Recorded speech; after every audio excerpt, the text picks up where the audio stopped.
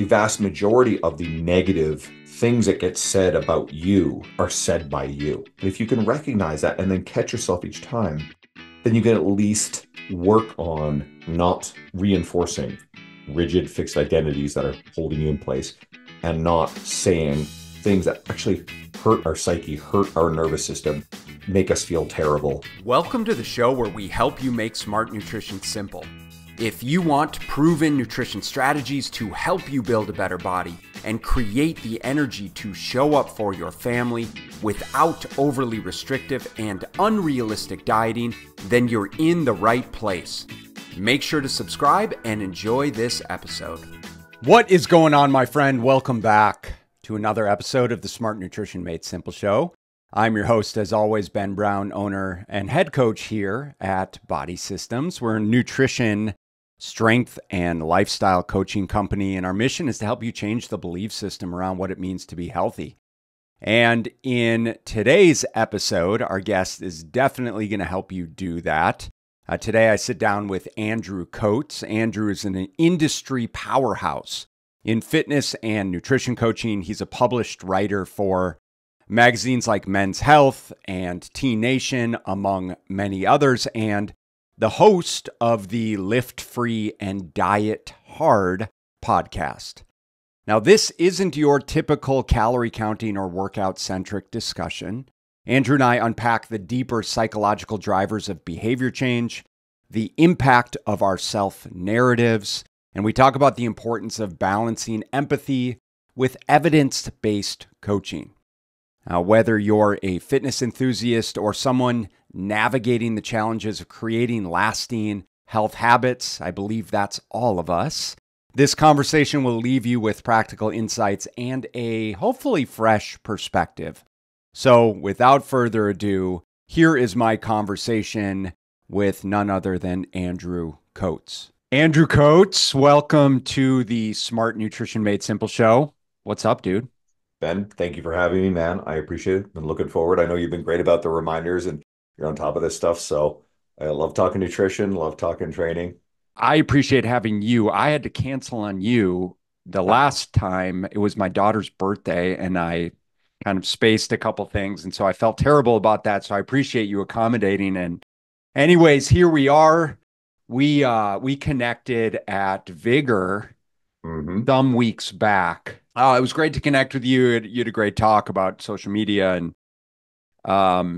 for us nutrition and fitness coaches. And so for, those that are listening, because my audience was really not coaches, just, want to be healthy, lean, fit, strong, mothers, fathers.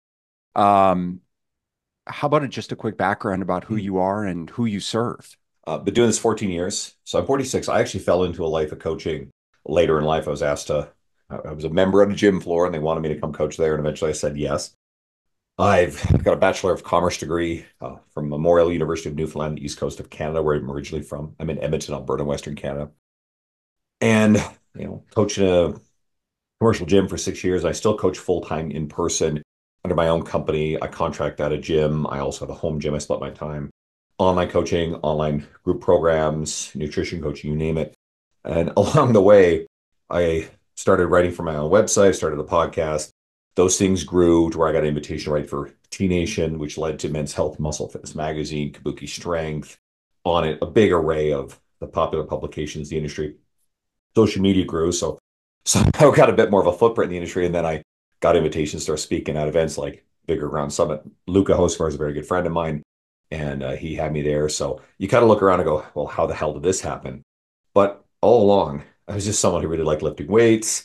I liked strength training. That stuff was fun. And I just fell into a career I loved. And I know what kind of impact it's had on me. So it's one of the reasons why with a lot of this media, the resources, the writing, podcast, social media, they're geared towards one of two things.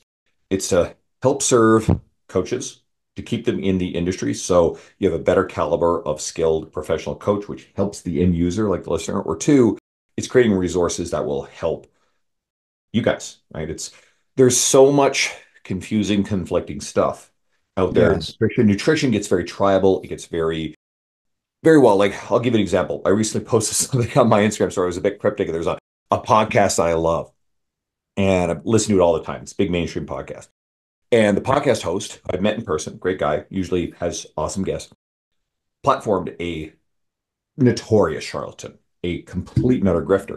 And I'm not interested. I mean, I'm Canadian. I'm not interested in like the American political stuff, but some of the stuff has crept into the political. And so there are a bunch of fitness influence, sorry, I guess nutrition personalities in front of Congress some months ago. And I see them, and some of them are so-so, but some of them are outright charlatans. But this is the sort of stuff that's entering this space now as we have, and one of the names I'll say outright is Vani Hari, the food babe. The food Sure. babe is a charlatan, is a complete grifter who has no background in this stuff, who misrepresents emotional narratives to wind people up and get them, mad, frustrated about certain things. Like a lot of this stuff now is the dyes in Fruit Loops. Sure. Yeah, Okay, sure. I think that the evidence-based side also fucks up. They are terrible at communicating because they will be like, they'll defend the dyes in Fruit Loops. It's like, okay, we probably should have a better quality of ingredient in the food that is manufactured.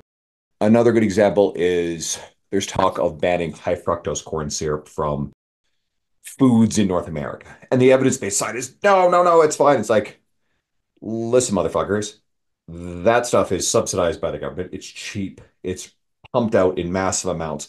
And it's an ingredient that allows for hyper palatable food for cheap mass consumption. That is part of the problem. Now, underpinning it all is still calories. So if you substitute out high fructose corn syrup and you put in regular cane sugar, but the calories are the same, the consumption is the same, nothing has changed.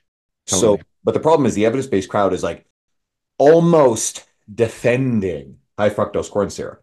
And they'll say studies, well, oh, it doesn't make a difference. Listen, the fact that there's as much of this stuff out there as there is, and the evidence-based side is like sort of like without realizing they're sort of defending it, like you guys are not helping. And you're making the grifters and the charlatans who demonize things like seed oils. People get mental over seed oils, right? And I'm not interested in fighting that battle. Well, I mean, this is all very relevant, but it's like, why are we getting so spun up about things that are so trivial in the grand scheme of things? And that's it, Right? because these charismatic storytellers who are seek brand and status, and they'll turn around their website and they'll walk through a grocery store aisle and say, hey, oatmeal or spinach is somehow bad for you, or demonize Yeah. whatever thing off the shelf. Yeah. And meanwhile, they have some sort of alternative that somehow is okay and 100%. safe and healthy on the Or it's website. views, or it's like, yes, there's always an ulterior motive to like views, likes, engagement, that's Mm. selling something on the back end, right? I mean, that's The Liver King. The Liver King has been great for a long time at clicks and views. Now, obviously, the guy's been exposed as being like us fitness professionals, we think like, God, it was obvious. But the everyday user who grew up on like WWE wrestling or like Mark McGuire and Barry Bonds in baseball or whatever, and it's like, oh wow, like I remember being a kid watching these wrestlers, and I'm not like, oh my God, I wonder if they're on steroids. I'm like a kid going, hey, Randy Macho Man Savage and the Ultimate Warrior and Hulk Hogan are amazing. Like I'm down for this shit. yeah. So the Liver King is just boring from their playbook, and to find out that the guy was on over $10,000 a month in like steroids, like okay, but guess what? There's all these young guys thinking, oh, all I got to do is eat, you know, Eat uh, cow nuts and yeah, and organ meat and basically carnivore style stuff, and you can look like this guy. First of all, like I don't want to look like the Liver King, but the guy was selling millions of dollars worth of his supplements on his website, and but this stuff's appealing, and people want the promise of easy. They want the promise of a simple solution to a complex problem. If you tell them seed oils are bad, or high fructose corn syrup is bad, or food dyes are bad, and somehow this is going to change your bad outcome, well, those narratives are appealing. So, A, for the end user, understanding that these people are charismatic storytellers and they're charlatans and their motivations are dubious. At least it helps us critically think about, okay, well, what's really going on? And you alluded to it. Ultimately, people are still consuming too many calories. And how do they do that? Because of a variety of different complex lifestyle things, but they have too much access to inexpensive, high calorie, ultra processed food, and their lifestyle's built around consuming too much of that stuff. So the answer is, all right, how can we help people make better food choices, have better access to some of this? Access is a real thing. And how can we get them more active and build an identity around you eating healthy and being more active. And I think the people who are listening already bought into that. Yeah, I think they are, but I also think it's an uphill battle for us, health coaches, and I think it's really challenging for the end consumer to know how to read through all of the nonsense that you and I are discussing right now because, like you said, it's almost seemingly easier to kind of blame certain things and say, okay, well, if I just avoid the dyes and if I just avoid the seed oils and if I just get this supplement and this is supposed to detox me and yada yada yada, then it's like, okay, that seems a lot easier than me all of these kind of pseudo nebulous things of like, okay, well, I need to start walking 10,000 steps a day and then I need to strength train 3 or 4 times a week and push myself hard in the gym and I'm not comfortable in the gym and now I need to start eating all this protein and like I'm not never hungry and right, all of these things. So I think it's really challenging for people to know what to do. Absolutely. It's overwhelming. And we're competing against a world that has been engineered for convenience and consumption. You have the person who they have a choice. They're tired at the end of the day at work. Maybe they're coming home to family, to cook for family. And maybe it's the mom, and this is a bit stereotypical, but I think it's very real in a lot of cases, who has a belief system that was handed down probably culturally, family wise, whatever, that I like to think of this in terms of like artifacts. It's like someone else's belief system that you've inherited that's not even yours, and questioning that to say you have to put yourself last. So therefore, let's say there's kids in the picture. All right, well, you have to cook for the kids and you have to make something decent for the kids. Well, okay, why can't we just expand that a little bit and cook something healthier for everybody? Why do you have to be last? And I think there's social pressures to appear that you're this selfless mom because they have the identity as the mom, they have the identity as a parent, the caregiver, and the identity of the person who puts their fitness and their health first can be in conflict with the identity as being the selfless, devoted caregiver. And I think that that's a narrative shift. I'm guessing that some of the women who are listening to this, or even this applies to dads too, are probably already on the other side of it and realize the best way for me to show up for my family and be supportive and caregiving is to also have my greatest mental wellness, physical wellness, and be on guard against my longevity and quality of life and health for the long run so that way I can continue to show up. A good example is, let's say you have an aging parent and you're a caregiver for the aging parent, and it may feel like you don't have the time and the ability to do the things for yourself. Well, if you're going to have your best energy and ability to navigate that, and I'm not in that position. My parents live with, my family's on the east coast of Canada. My parents are both really healthy. So I'm not facing that. So easy for me to say. But if you want to make sure that you don't break down and you have the stamina physically, emotionally, and to not resent the role, and that's something no one wants to talk about. You don't want to end up resenting, a loved one if you have to care for them. Then also making sure there are very firm boundaries around you, your care, your well-being will maintain the ability to do this. And that's a hard thing for some people to say, no, I need to put myself first. Putting yourself first does not mean that everybody else comes last. If anything, by putting yourself first, you can do a better job of taking care of everybody else in your life. Yeah, those are definitely the conversations that we have with most clients, and it's certainly the moms and the dads, and a lot of the conversations that I have are the more highly driven business guys and fathers whom are in similar types of situations where they've prioritized, their family, but they've also prioritized their business, and literally everyone in their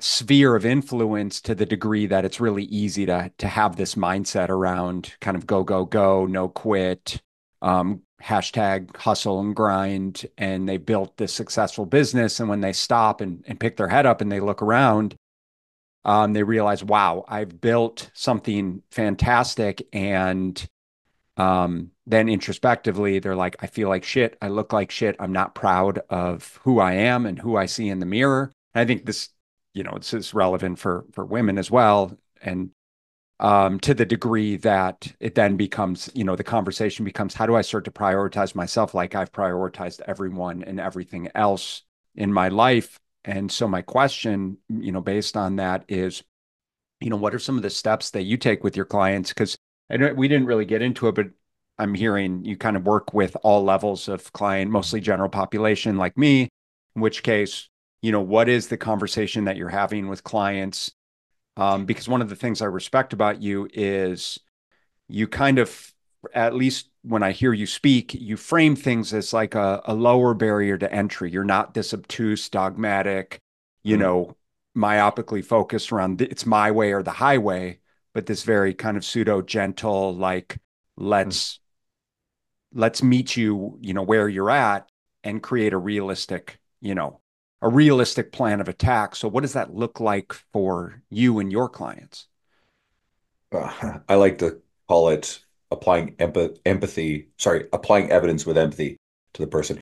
It's a combination of absolutely meeting someone where they are and being empathetic to that situation and having conversations about boundaries. I mean, I think this underpins everything. Every person, if someone wants to change their life, well, there's going to be time issues, there's resource issues, there's energy issues, there's skill, there's knowledge, Yeah. education.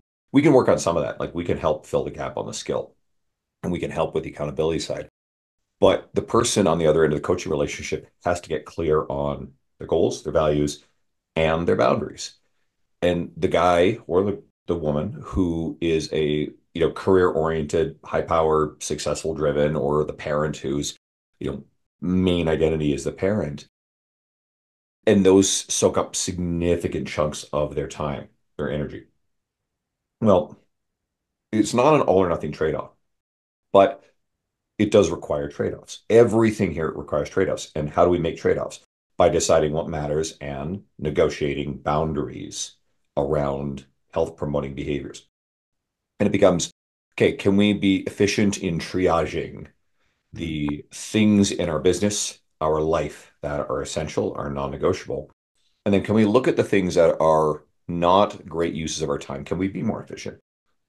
One of the things that's easy to say, and people kind of figure it out once they've experienced, exercise fitness, is you actually get better at the productivity side, the mental clarity side of things, if you are eating well and if you are physically exercising. You do cardiovascular strength and strength training, all of a sudden you experience that and its benefits, and you go back into your work environment and you realize, wait a second, like I'm actually more productive. I have better mental clarity for that role.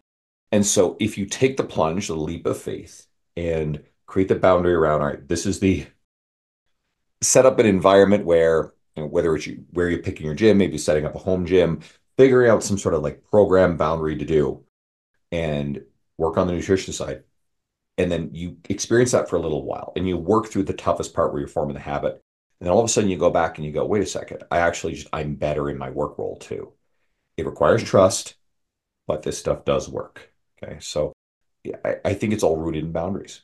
Yeah, and it's definitely one of those sort of compounding interest types of things where it's just gradually things are just getting better and better and better, and then you're really starting to realize um, the payoffs, the dividends from those daily investments. And that's for me, that's one of the most challenging things to help our clients understand is like, yes, you do have to have a little more trust in the beginning. And while you may not necessarily believe in yourself, I believe in you, we believe in you to the degree that if you can just borrow a little bit of that belief, trust us that this process works, and make sure that you understand why you're doing what you're doing.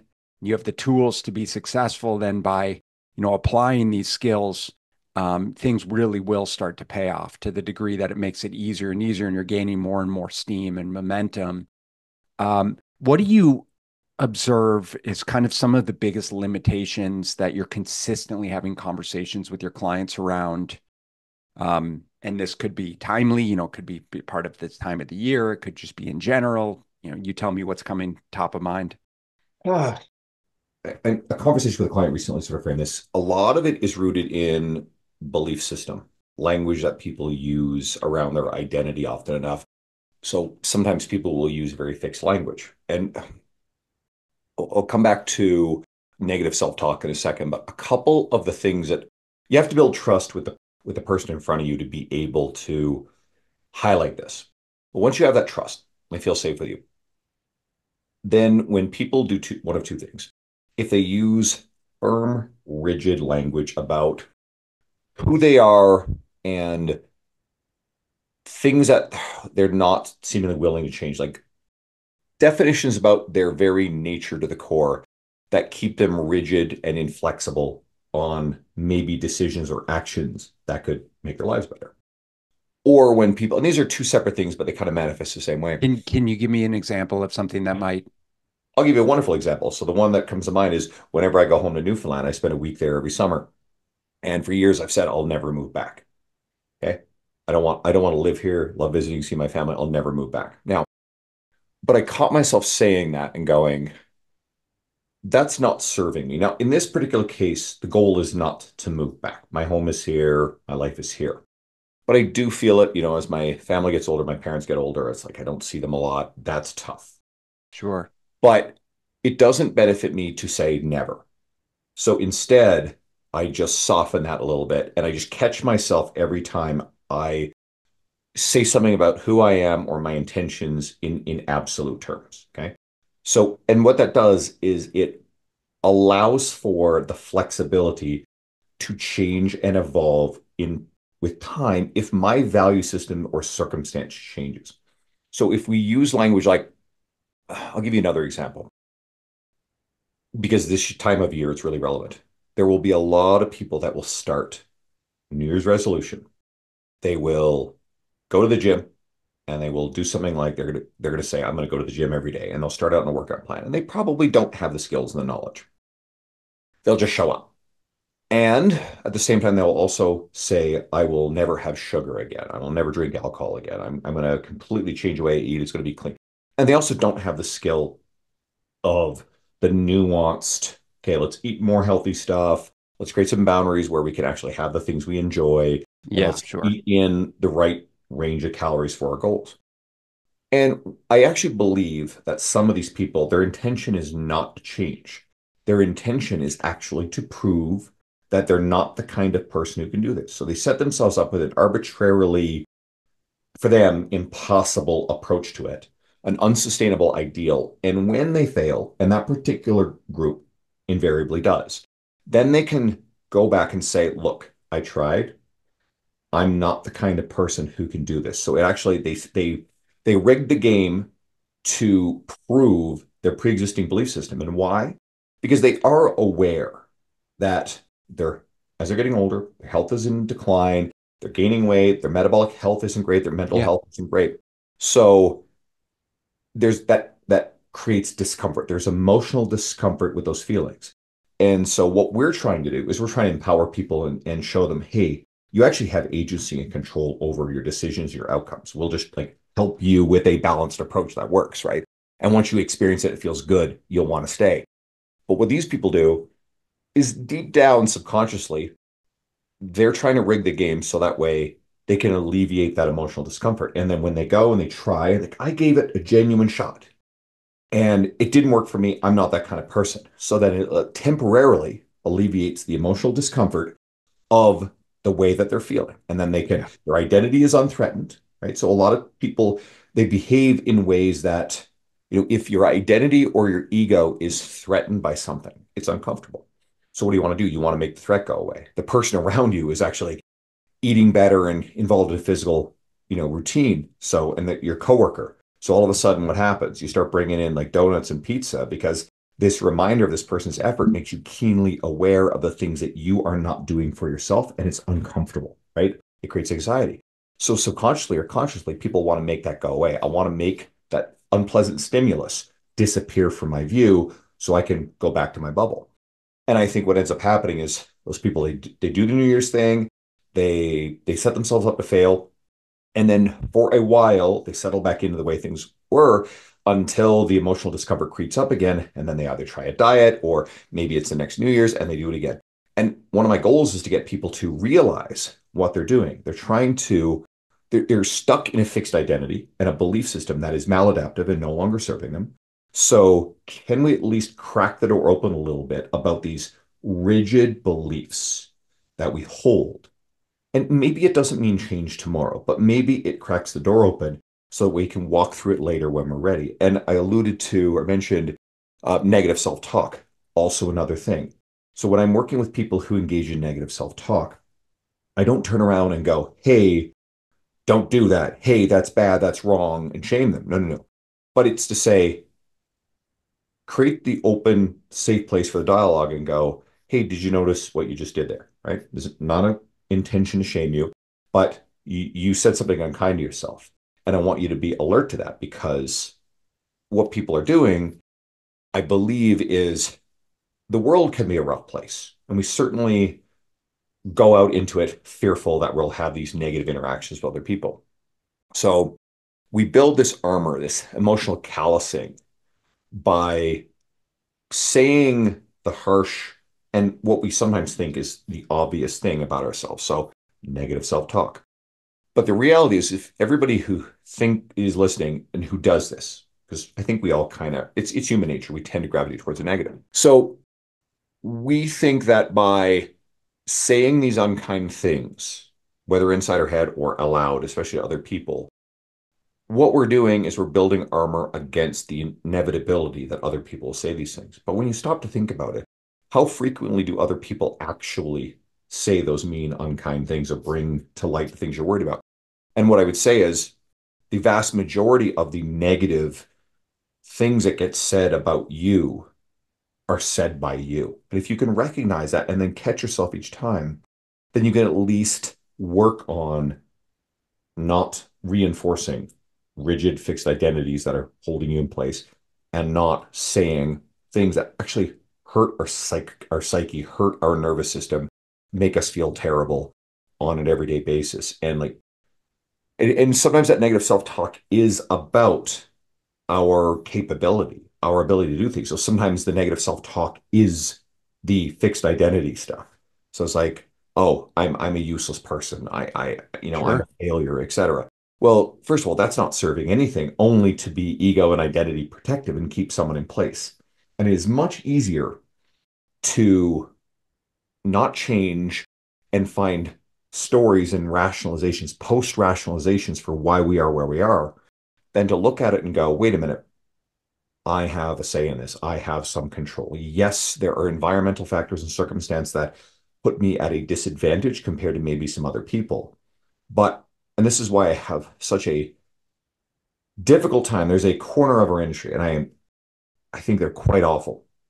And they, out of a misguided sense of kindness, or sometimes I don't think it's kindness at all. I think it's narcissism, and I think it's status building within its tribal ideology. What they do is they will wave around all of the complex societal reasons why people can't change, why they can't lose the weight, why they can't improve their metabolic health.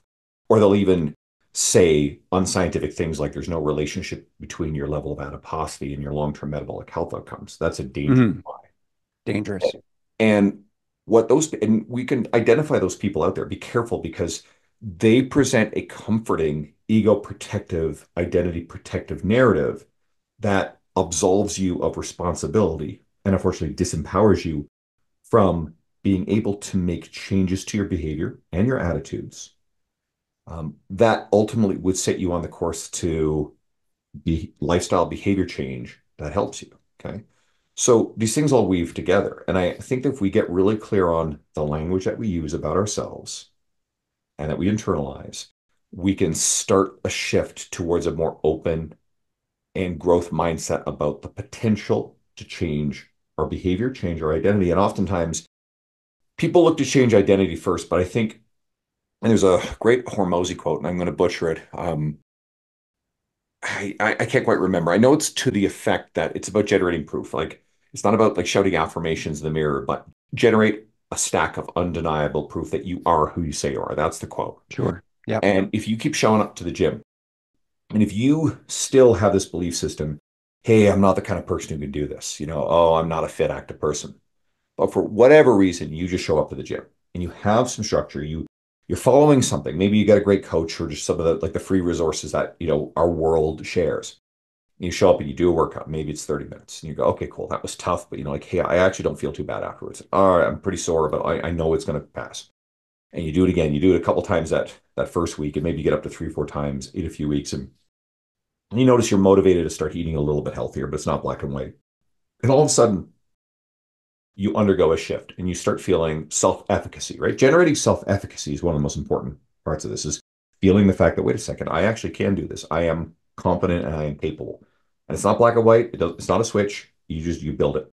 And with a little bit of time, and as long as you don't set yourself up to fail and overreach and fail to work on developing the skill set, then you start generating this proof that, wait a second, I can actually do this. I There's a part of me that actually enjoys being fit, being active. My energy, my mood is better. All of a sudden, hey, my productivity is better. My relationships, everything at home is a little bit better. And it's not magic. Actually, it almost kind of is if you It, apply it consistently enough. That's a strong statement, but I just hope that, and I think again, everybody listening is probably already drinking the Kool-Aid like we are. And we're like, yeah, this is what I know and I feel. I kind of hope that the mindset stuff, you kind of go back, oh yeah, I remember kind of being like that. But we can see it in the people in our lives around us. Now, how can we help those people? It's tricky because you can't just like throw this at them and be like, you're stuck in a fixed identity. It doesn't work that way. But it starts with that conversation when people say those rigid things. If you got the trust with them and just say, hey, did you notice how you said that there? Right. And maybe it's even just opens a dialogue to be like, well, why do you believe that? What is that serving? And when we go inward about anything in our lives, when we use that fixed language, you go, well, it's all narrative, it's all story. If we can recognize that everything that we believe, everything that we think is a narrative, it is a story. It may be grounded in a lot of evidence of reality, which is good. It can be used to our advantage, generating that proof that we are this healthy, active person. We are creating a narrative that way. That's a good thing. But are those narratives holding us in place? Hey guys, I want to interrupt this conversation briefly with an exciting announcement. If you're a father and struggling to lose the pounds that have crept on over the years, I understand your challenge. You're juggling a successful career, a loving family, and now you're looking to regain that energy and physique that seems to have slipped away. And that's exactly why I created Prime Fit Operating System. Prime Fit OS is a unique hybrid coaching program designed specifically for men like you. Now, you guys know me, we're not about quick fixes or impossible routines. Instead, we focus on real sustainable change through personalized nutrition and science-driven strength training, all wrapped up in a supportive community with expert guidance directly from me and my 20 years of experience working with men just like you. Imagine mastering your nutrition without restrictive dieting, getting stronger and leaner, and boosting your overall energy, all without overwhelming your already busy schedule. With Prime Fit OS, you're getting more than just a cookie cutter nutrition and fitness plan. You're embarking on a transformative journey that fits into your life, not the other way around. So, if you're ready to take the first step towards a healthier, leaner, stronger, more energetic, confident, ass-kicking you, join us over at Prime Fit Operating System. Trust me, guys, your family, your career, and most importantly, you will thank you for it. So if you guys are interested in getting started and want to find out more about the program, let's chat. Just head over to primefitos.com/call and grab a time on my calendar. Remember, it's your time to be at your prime. There's a lot to unpack, but I hope our listeners are appreciating how profound what it was that you just said. And I don't know if it's something where I have such an appreciation for it just because I've been doing this for so long and I've come to the realization, and I've talked about it ad nauseum on the show. It's like, it's not about the X's and O's of the calories and the macros and the exercise. And like, obviously that stuff is incredibly important, but what kept coming up for me, as you were speaking, was just this level of self-awareness that needs to be present, and that we have the ability to develop. It's almost a skill, right? That we are developing through this process, to the degree that when we can gain more clarity around the way that we're speaking, the situations that we're putting ourselves in, who we're surrounding ourselves with, the circumstances that we find ourselves in that contribute to the behaviors that we say we want or that we don't want, invariably that is the magic, right? The magic And the superpower comes from having the ability to put ourselves in those appropriate situations and circumstances so that we don't have to rely on discipline, so that we don't have to rely on self-control, so we don't have to fight with our spouse every night about whether are we going to fast food or are we making the quote unquote healthy dinner at home? Have we communicated about this? Am I going out with the boys on the weekends to watch football, or am I going to, hit the gym or go hiking with a friend? It's like these circumstances are what is the most relevant to the degree that, right, that if we can um, gain awareness around that, if we can start to create that environment around ourselves, then that's where, right, that's where the magic happens. Something in there. You mentioned discipline, so this will be really relevant. So I talked a bit about identity, and I think this is why this is important. We do things in line with who we see ourselves to be, our identity. And again, our identity is formed by narrative, right? The stories we tell about ourselves and the proof we generate about who we are. So we hear this reductionist thing that the industry often talks about. It's like discipline versus motivation, right? You need discipline versus, not relying on motivation. Motivation is fleeting. Well, we can bypass motivation by developing that proof and that identity around the behaviors that we want to facilitate. Because what do? We tend to do automatic behaviors in line with our identity. I'll give you an example. I have a client who definitely struggles to show up to do things for herself. And there's some stuff there's rooted in that. So we were talking about going to the gym, and there's a variety of circumstance within and beyond her control that would keep her from going to the gym. And so we were working on, all right, well, if you don't go to the gym, because what was happening is if it was there was a lot of tension and a lot of discomfort. So by not going to the gym, it sort of alleviated the tension discomfort. And then it just would be like, hey, do nothing, right? So it became this dichotomous binary all or nothing behavior. So instead, I was trying to frame this, okay, well, if we don't do A, what is our backup plan? And that's B. So then what she was doing, which was great, is she was taking the dog for a walk every day, right? That was the thing. There was always the dog walk. Good, okay. But then I realized something, and I called her on it. It's the dog walking was not something in line with her identity as a fit, active person. Mm-hmm. The dog walking was showing up for the dog. This was a kindness and a care for someone else. And it was still her putting herself last. It just so happened that she had to go for the walk with the dog. She's getting the bonus of physical activity, which is again a good thing. But the realization that she was actually not willing to do something for herself. She was doing something for the dog. And when I opened that up, she's like, "Oh my God, you're right." And we still had this bottleneck that there was just this struggle, this I don't want to use this phrase unwillingness, but it almost was an unwillingness to go and do something for herself because she would put Yeah, herself last. Because then, I think a lot of it was rooted in like not believing that people don't think they're deserving of this stuff. That's totally. part of it. And so this is why understanding the underpinnings of your narrative is important. I was talking about post-rationalization, and this is something good to recognize in people and everything we do is we will explain reasons for our behavior. And these reasons are almost invariably post-rationalizations. This is one of our functions of our brain is we are post-rationalization machines. We're great at it. It's like we explain the most socially acceptable reasoning for why we do the shit we do, right? And as I was talking about like choosing a partner, it's like, oh, well, this partner is caring and is this and is this and is this and is this and all these wonderful things. Like those things may actually be true, but someone probably chose a partner in part because they found them physically attractive and also probably because they made them feel good in some sort of other like relational sort of way. But to turn around and say, oh, my smart, successful wife, all this, she's a great mother. It's like, well, you didn't know she's a great mother until you had kids. Why'd you pick her in the first place? You found her physically attractive. And well, some people will literally say that, but many people won't.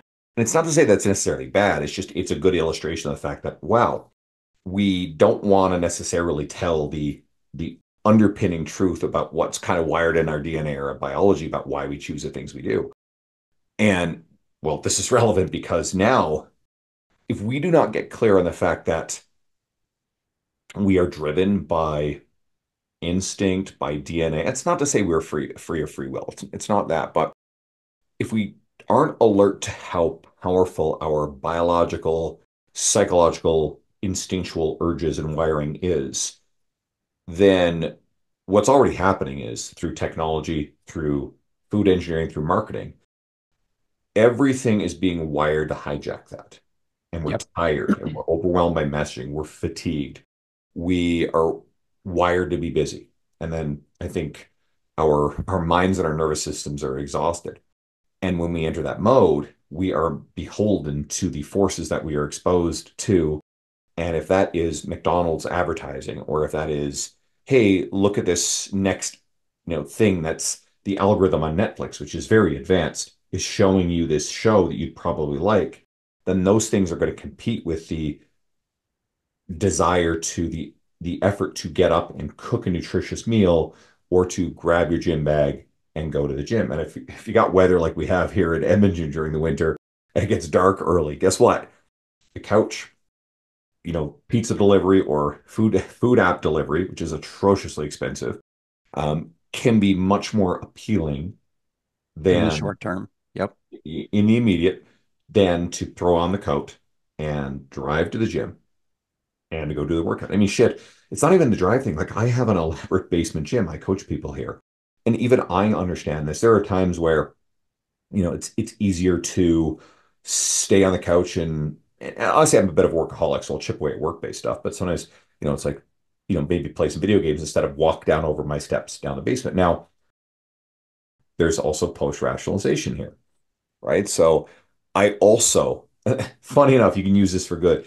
I also am not great at taking rest days. So I recognize I need to take rest days. So sometimes I trick myself into, okay, I really don't feel like working out today. And I know I need a rest day. So the rest day actually becomes the post-rationalization, even though it's actually the thing I should be I'm doing. laughing because I did this yesterday.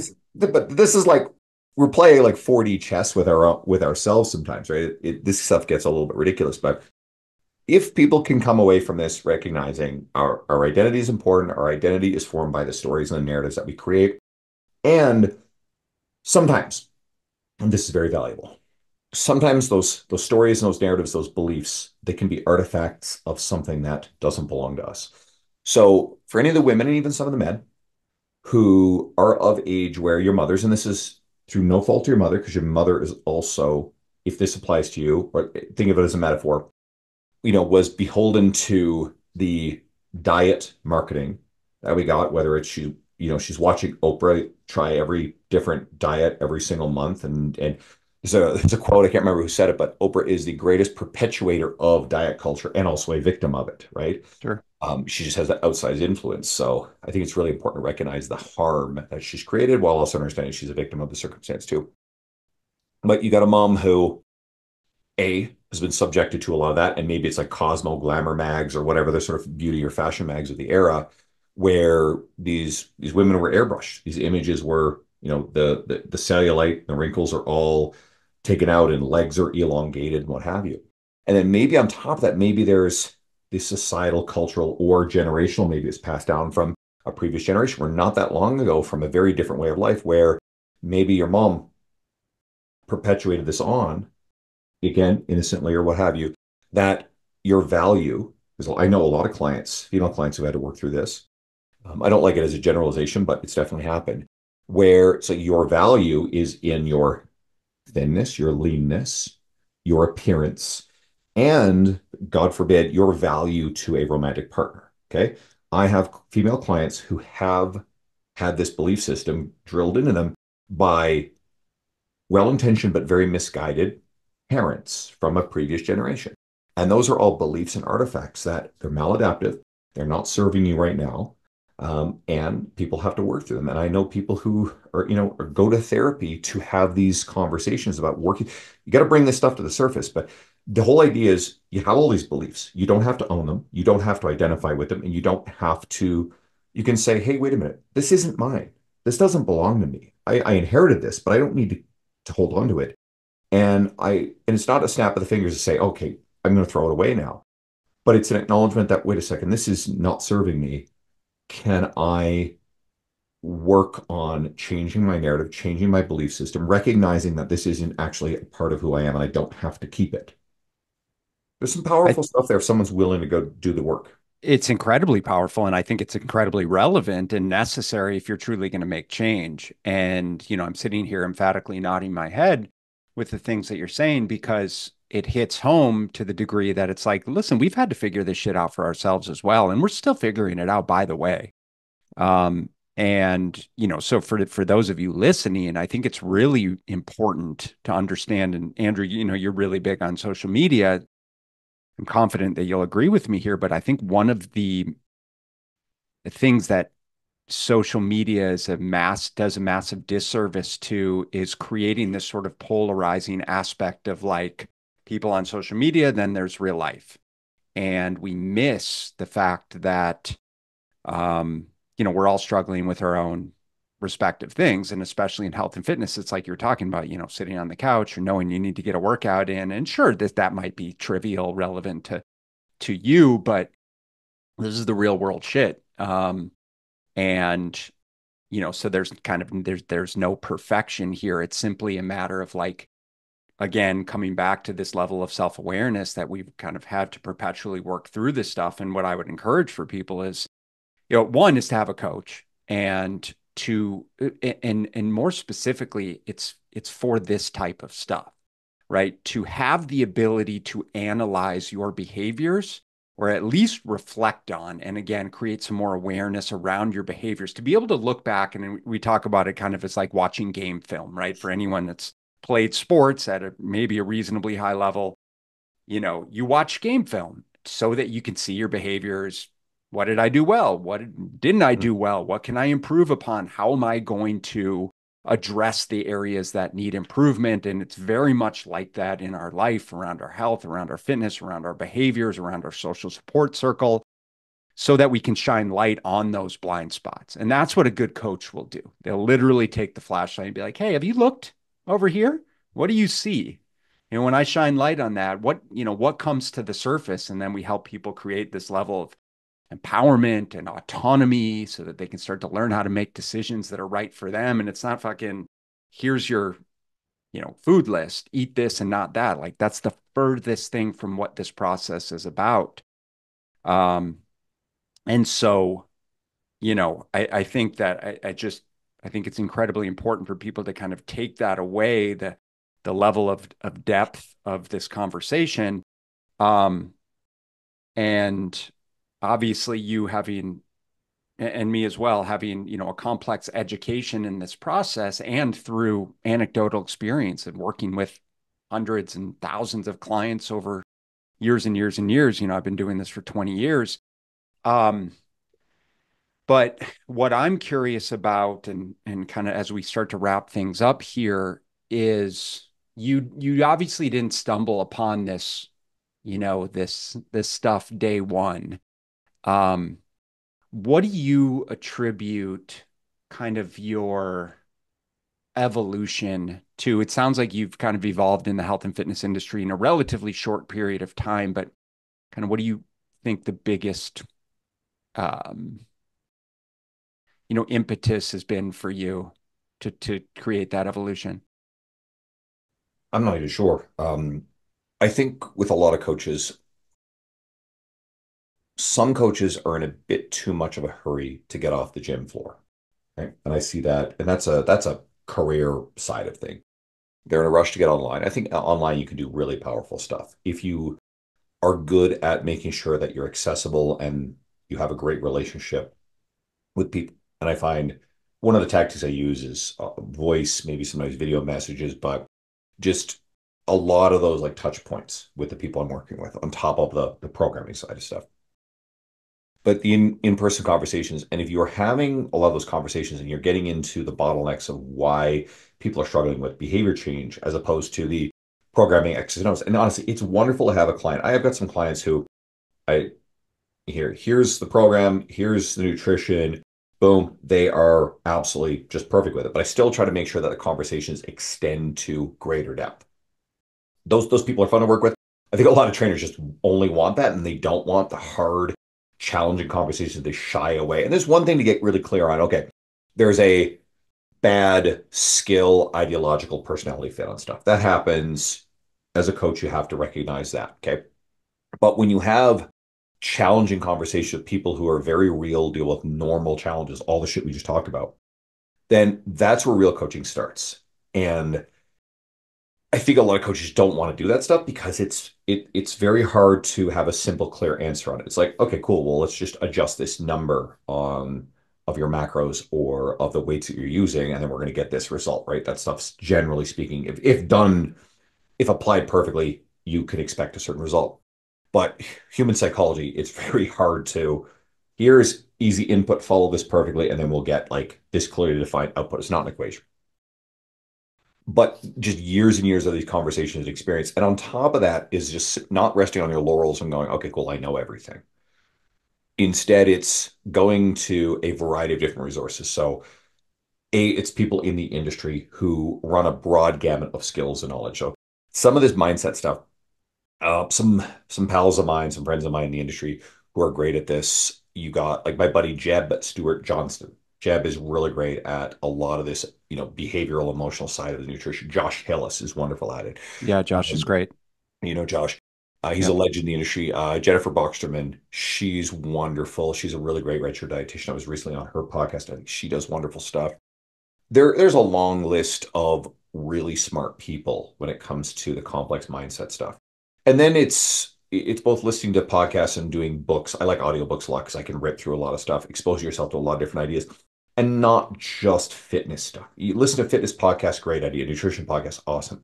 But listen to people talking about human psychology, right? And maybe it's even like I listened to excuse me, a podcast on copywriting, right? Writing sales copy.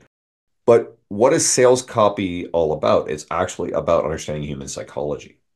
So if you're exposing yourself to a lot of these different ideas and then be experimental, because a lot of the stuff I talked about, I don't recall thinking about reading this stuff in a specific book. I mean, you get stuff about identity. I think Atomic Habits, James Clear does a really good job on that stuff. Sure. But a lot of this stuff is pieced together from the experience and the merger of all these principles, these disciplines, and recognize it. And some of these are kind of almost my own theories, probably stuff that other people have talked about in a more formal sense, but it just seems to hold true in practice. And I mean, again, the whole thing about stories and narratives, this stuff keeps popping up everywhere, but I think a lot of coaches miss this. I think we don't get into the fact that if we can recognize within ourselves, even the things in our own careers, the fitness professionals listening to this, we behave in line with things that we have lower friction with things that are aligned with our identity, and we tend to stay within the boundaries of what protects our ego. And if we can recognize that we're doing that, sometimes getting outside of the boundaries of our identity and our ego is where the growth actually happens. So if we can, and I didn't talk about this specifically, but if we can also look at why are we staying in place? And this is a complex one, but I'll give an example. It's tricky. So there are people that logically know that they want to improve their metabolic health and lose body fat. Now, there are going to be people who will freak out at the suggestion those two things are related. They're actually heavily, heavily related, but they're not a perfect correlation, right? But they have a strong relationship. But either way, if the goal is to improve your metabolic health. I mean, let's say someone wants to lose body fat because their goals are aesthetic. That's a valid goal. And I want to be able to create a safe environment for them to do it in a sustainable way where they're successful long term, not fad dieting, what have you. And by ideologically saying that somehow that's a bad thing, you're not helping that person. Okay. So, I believe in supporting that, but the end goal is primarily like improving metabolic health. One of the best ways to improve metabolic health is to lose excess body fat. That is ironclad fact. Anybody who says otherwise is an ideological lunatic. Be very wary of those type of people. If I've offended someone, Touche. you needed to be offended. I'm sorry. I'm sick of that lie. All right. So anyway, moving on. This is a thing in some cases where someone may both desire logically to lose the body fat, but on some level, staying, quote, obese is actually serving them.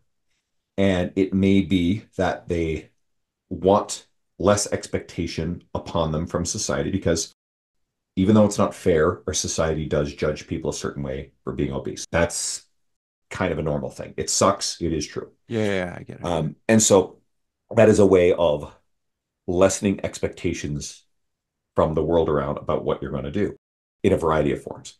But here's another one, and this one's very tricky. But you get into survivors of sexual trauma, and you get that person who has subconsciously, however, decided that they wanted to make themselves theoretically less attractive to the type of person who has, been a predator towards them before. Now, the reality is that actually doesn't prevent this stuff at all. It really doesn't. But there may be a strong belief system there. And I'm stepping outside of my area of expertise and my scope of practice here, but I do understand that this is a thing in some cases where someone may have the desire to see the physiological change, but there's something very powerful that is keeping them where they are and that is actually serving them, even if they don't necessarily like have it on the surface of consciousness. So at least just start to look at those sort of things and ask, why am I where I am?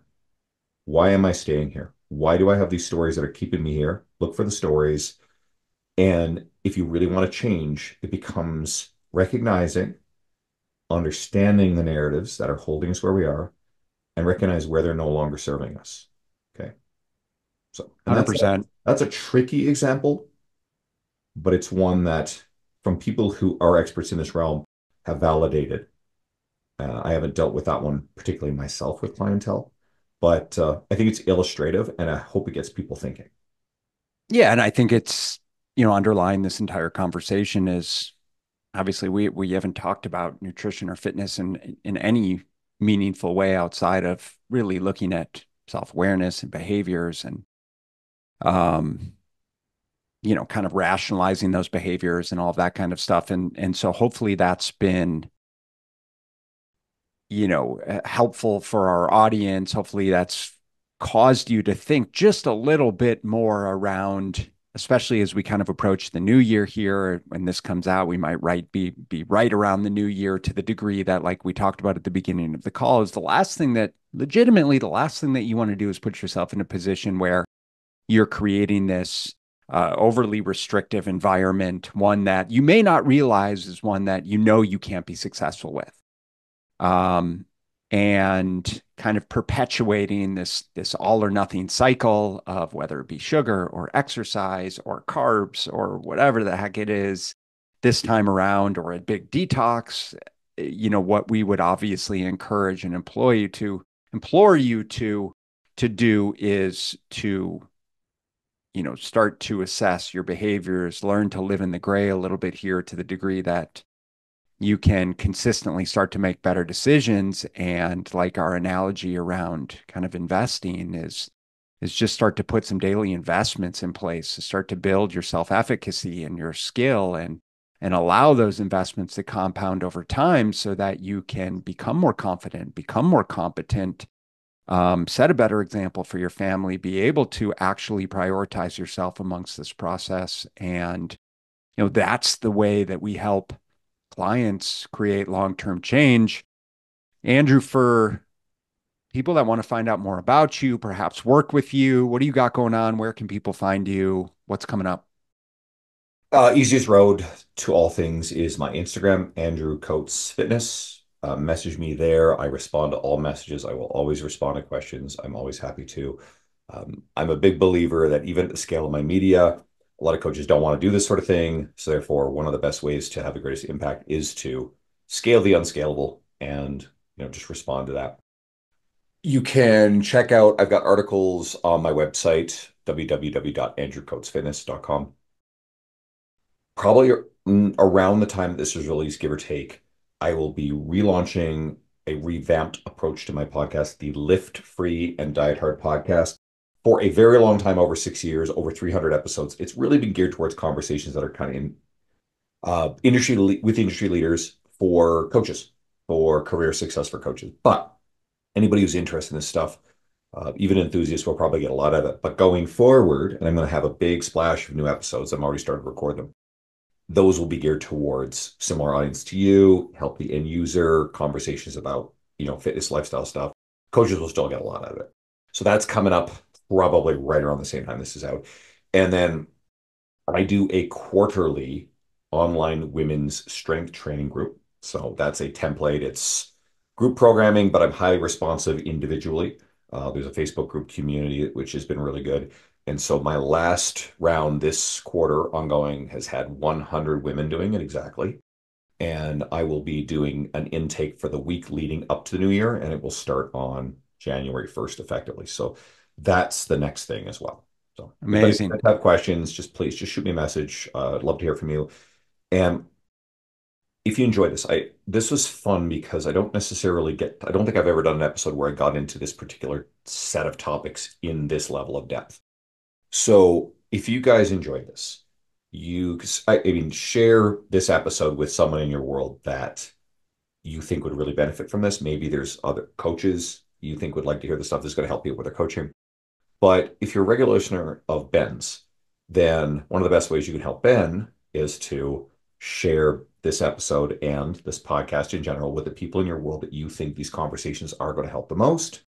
So if you guys do that, that is the way to give back to Ben, who's been doing this for a really long time. And when we do podcasts, we don't get paid. We're not Joe Rogan or Chris Williamson, where there's massive sponsor money for these podcasts. We do this because we love it, we enjoy it, we take time out of our day. I still believe this is still one of the best uses of my time for the ability to scale this sort of valuable conversation to help people. And at the end of the day, everything I do is rooted in helping people. And if people turn around um, to self-select to like my mindset, my expertise, the way I go about things, I'm happy to have that conversation and see if working together is a fit. But primarily, you know, I'm doing real well. I'm well set up to be, full-time in person. I've got a great roster of online clients. My women's group is thriving, and I get flown around to conferences to do all kinds of cool shit and speak and what have you. So it affords me a lot of latitude to try to do things that will help, like I said at the start of this episode, the end user and the other coach. Because I remember starting out in this industry, and I remember what this industry did for me at the start, the opportunity it created, starting over in life. And I look around now and I'm like, how the hell did this happen? So this stuff is entirely about serving you guys. So reach out to me. I'm happy to help. Thank you so much. I appreciate you, Ben. Yeah, man. Appreciate you. Thank you so much. Beautifully said. And we'll do this again. I'll look forward to connecting with you at the next conference. Keep up the good work, brother. Appreciate you, and we'll talk soon. Thank you. Thank you so much for listening. And if you found this content valuable, here are 4 ways I can help you in your nutrition journey for free. 1. Grab a free copy of my Fat Loss Fix Guide at fatlossfixguide.com. 2. Join my free group at smartnutritionmadesimple.com. 3. Subscribe to my YouTube channel at smartnutritionmadesimpletv.com. 4. Leave a 5-star rating and positive review so that we can gain access to more nutrition experts ready to share their knowledge with you and ultimately help more people make smart nutrition simple.